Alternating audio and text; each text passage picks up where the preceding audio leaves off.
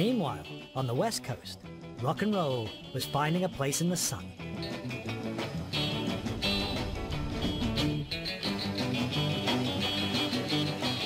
A bunch of aspiring amateurs from Tacoma stumbled upon a soundtrack for America's emerging West Coast lifestyle. My partner and I, Bob Bogle, we bought 2 guitars in a pawn shop in 1958.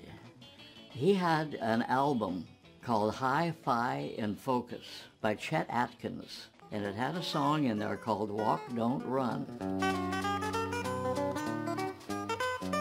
And he played it fingerstyle, jazzy. We couldn't do that. We just learned how to play, you know. So we had to try to do it in our own style, which we did.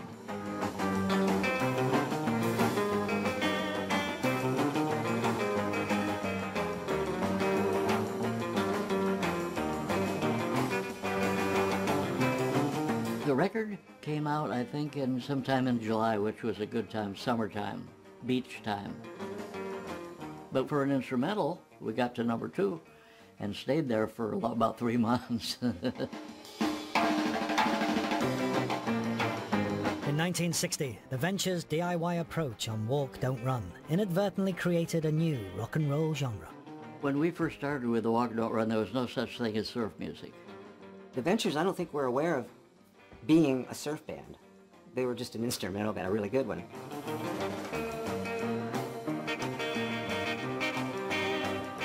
We all went to the school auditorium on Friday and Saturday nights to see these spectacular surfing movies. There was no narration or anything, so we used the Ventures as background music for the surfing movies. They became a surf band, unbeknownst to them. It was about a lifestyle, freedom, liberation. These people lived at the beach. They smoked some sort of mysterious substance. They gathered around a fire like tribal people, what you read in Lord of the Flies.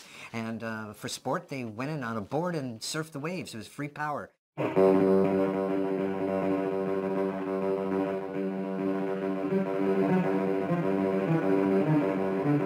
Instrumental rock and roll and California culture birthed the guitar shaman who defined the surf sound.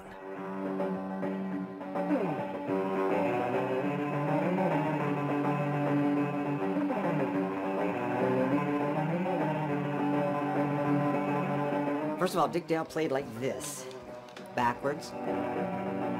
He actually brought in that double picking style, like.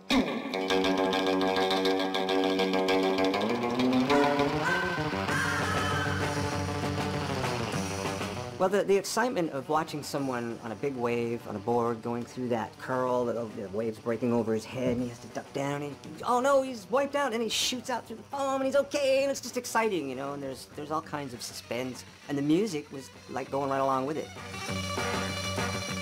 This glistening West Coast utopia was co-opted by Hollywood, burnt onto celluloid, and projected into the minds of young America. Disneyland is just opening up. There's the wonderful world of Disney on television, and these images of California and the lovely bright sunshine are saturating TV, and surf culture was happening right under the nose of Hollywood. A Gidget is the one for me. And that movie, Gidget, really had probably more impact than anything. And that really is what brought surfing into the mainstream consciousness. This is the story of Gidget, a cuddling, befuddling teen who set out one summer morning on the beach at Malibu to find herself a man of her own, and found 7. Gidget's success spawned a wave of bubblegum beach flicks in the early 60s. What's going on with Gidget, Beach Blanket Bingo? Those films are actually quite, I guess what you'd call sort of clean teen pics. The parents aren't there, but they're not doing anything their parents wouldn't want them to do. You don't get all your kicks from surfing, do you? 2 girls for every boy. If you lived in New York and you saw those Gidget movies, you wanted to go surfing too. Life was about a surfboard, life was about a bikini, life was about doing the frug. There's no tall buildings, there's no ugliness, there's just sun. It was all going to go Southern California. Car culture ocean, good-looking women, 2 to 1. Come out here, have some fun. And they came. They came by the millions and millions and millions. Surf City was the teenage American dream. And 5 beach bum school kids turned the fantasy into pristine California pop.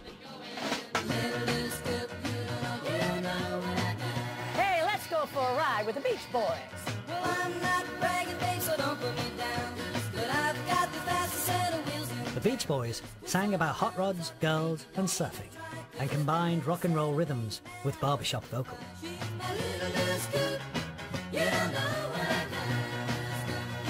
Brian took a music class in high school, and he started listening to the Four Freshmen and doing vocal arrangements. We'll remember always graduation day. Carl and I both got guitars around the same time. I was 10 years old, Carl was around 12. Brian kind of liked the sound of those electric guitars, so we started playing with him, and he incorporated that, like surf guitar, instrumental sound in with his Four Freshmen vocals. That was the first time, I think, those types of vocal harmonies were used in rock and roll. The Beach Boys took high school harmonies, mixed them with a Chuck Berry classic, and in 1963 wrote America's surf anthem. The record Surfing USA was originally a record by Chuck Berry called Sweet Little 16. It was on his album Chuck Berry's on Top, which we loved. They're really rocking in Boston and Pittsburgh, PA. Brian just adapted that song to put the words to Surfing USA. They both versions named all the cities and everything, so we thought that would be clever. If everybody had an ocean across the USA, then everybody'd be surfing. Chuck Berry wasn't really happy with that version of his song because, first of all, I believe that his name wasn't on the record. You'll catch him surfing at outside Ventura County. I know it was eventually resolved, but I believe Chuck was pissed about that, rightfully so. I remember sitting down next to him in a donut shop in Boston next to the Jazz Workshop, and I introduced myself and told him who I was and everything, and he didn't look up from his donut or say a word, he just walked out. Pacific Palisades, San Onofre, Redondo Beach, LA, all over I think the rock and roll music from the South and the Midwest, it kind of worked its way west somehow, and when the surf-influenced bands started playing that style of music, it turned into its own genre, and I think that's where rock and roll met the West Coast. That's where it met the ocean.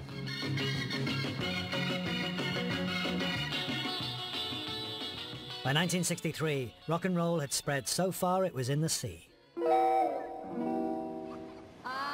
Beach Boys, Motown, Phil Spector, and Roy Orbison had only begun their musical journeys.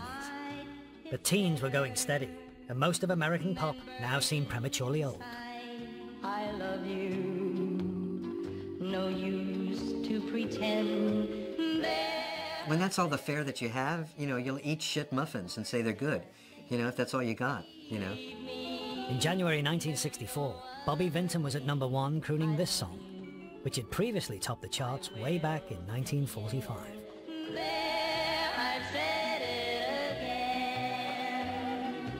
I tried to But in February, aliens from across the ocean replaced Bobby at the top of the charts and reignited the kids in America.